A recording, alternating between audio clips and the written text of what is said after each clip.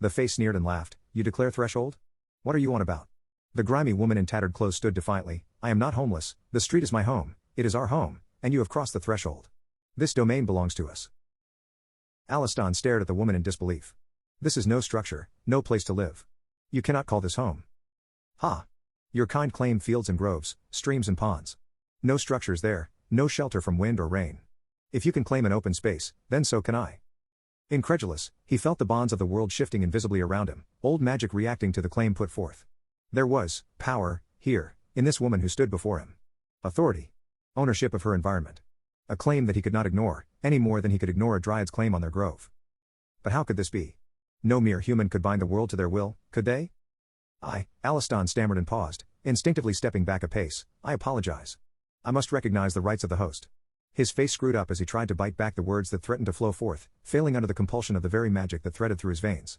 I have trespassed, and owe the wronged host a boon to right my slight. Still with an expression that looked as though he had tasted something rotten and foul, the proud face spat out his words.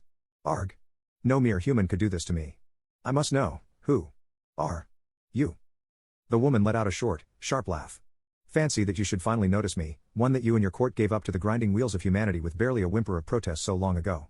Piece by piece you yielded my land, my home, my very dignity to them, just to keep your illusions strong enough to hide. I was Gaia, embodiment of the lands and forests. Now, my fields are paved, my groves raised, my rivers choked by dams and chemicals and refuse. But you underestimated me, little Fae. You thought you could sell me off to stay safe, that the humans with their cold metal tools and colder, greedy hearts could chip away at me and destroy the power that so long frustrated you. You were wrong. My fields are paved over, but the land remains. My rivers may be stalled and polluted, but their waters still find their ways into every living thing. My groves are raised, but the timber from their dead bones stands strong in virtually every structure you see around you. Every place that a piece of my former kingdom travels, yields to me. Even this, she said as she plucked a stray newspaper from the gutter, dirty with grime and sodden from runoff, even this is enough to spread my influence. Know me now as progress, little Alistan of the Fae, and know that your endless disregard for all that I was and now am will be the undoing of your lands. You grant me a boon as forgiveness for your trespassing? Fine. You will be my paperboy. Just for a single week, unless you choose by the end of it to stay in my service. Just 1 week, delivering these cheap sheets of cheaper thoughts to every corner of your kingdom. Now go. And Alistan went, heavy bag bumping against his hip.